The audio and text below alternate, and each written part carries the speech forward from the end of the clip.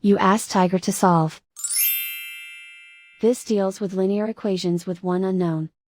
The final result is x equals 80. Let's solve it step by step.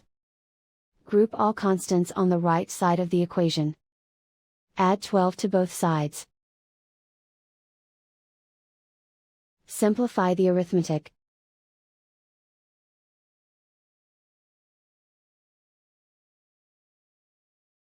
Isolate the x.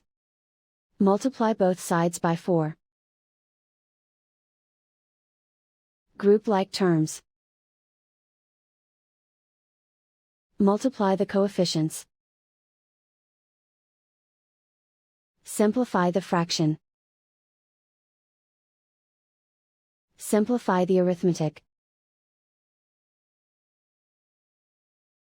And so the final result is x equals 80.